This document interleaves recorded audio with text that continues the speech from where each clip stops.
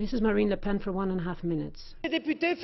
Ladies and gentlemen, Angela Merkel has called for opening in refugees, and she said she wanted to let in 800,000. A fortnight later, the Chancellor hit the brick wall of reality and did a U-turn, suspended Schengen, and sent policemen to its borders to stop the flow of illegal migrants that she had triggered.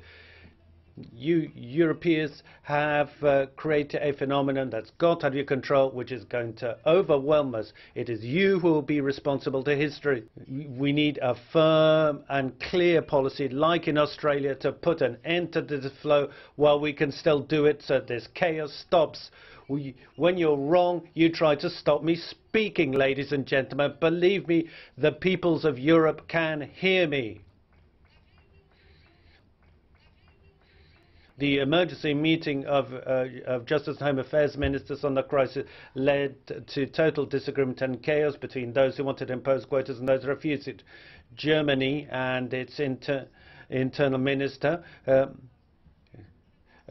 also changed his position. This is indecent. Now it's President Schulz, a socialist, that is showing anti-democratic tendencies. This is intolerable, and of course it's got the complicity of the PES and the EPP. They're going to have an emergency vote. But France, because that's the country I care about, has massive integration problems. It's got massive numbers of impoverished people waiting for social housing, unemployed. We cannot take in anybody else, so it is absolutely essential to put an end to the Schengen system right now. We've got to close our borders so that each people can make its own free choice. Before Europe was peace. Now it's the war, economic war, conflict between European countries. What kind of success is this?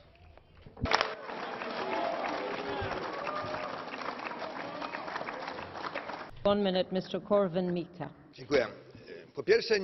Thank you, President. First of all, we are not talking about refugees, but these are young men. Do they come here to work? Well, that we have as bad, actually. They are coming here to receive benefits.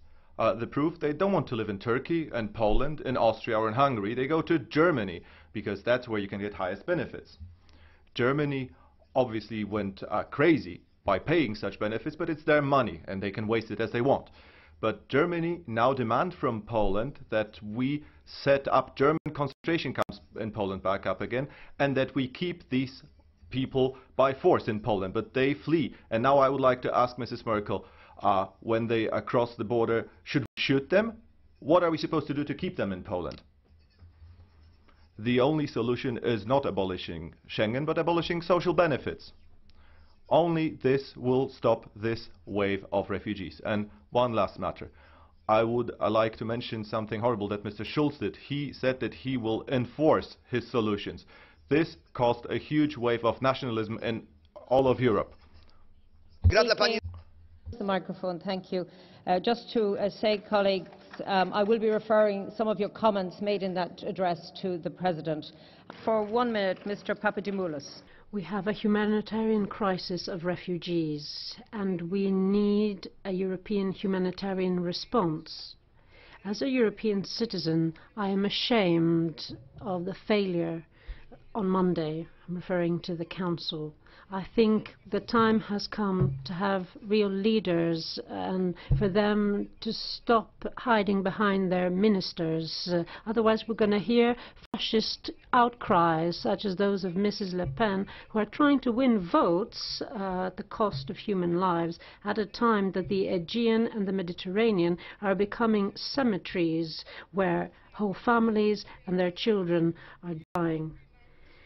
It is inhumane for Europe to be absent and to build walls because a handful of right-wing and extreme right-wing governments are blocking the necessary decision. The European Parliament needs to be a trailblazer, and it needs to do so now for a solution, because tomorrow will be too late. My country, Greece, cannot bear this burden any longer.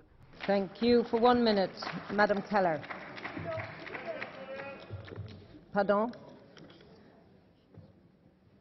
Sorry, is this a point? Excuse me. A point of order, or is it a personal statement? Sorry, I need to... En vertu du règlement intérieur.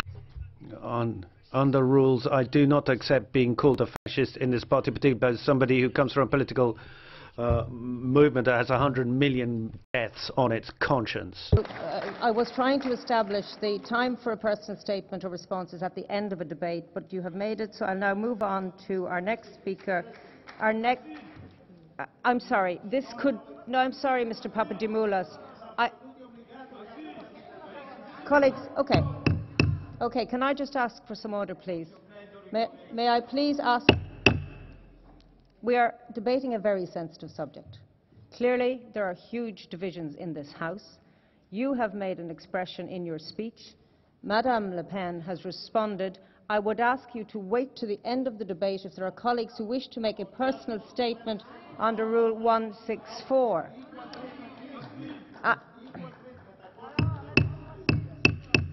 I do respect your need for...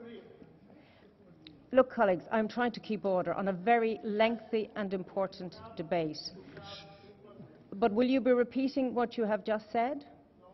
Well, then I feel I'm giving you extra time. Well, the problem with giving you 20 seconds, and I will refer to the services, is then I have to give 20 seconds, and then I give you 20 seconds. I appreciate... Please, I would ask you to respect the chair. If you wish to come in at the end of the debate, then there is a possibility. I thank you. Well, look, I thank you for your respect, colleagues, and I ask that you now allow the next speaker to speak for 1 minute. Mrs. Keller, please. Mrs. Keller, please, and at the end of the debate, please. Please, colleagues, I have got to ask for order in the House. Please, colleagues, with respect, this is a very sensitive debate. We are going to have these interruptions. I am being as fair as I possibly can to everybody, and I thank you for this. But I would ask you to allow the next speaker to speak. Please let the House settle.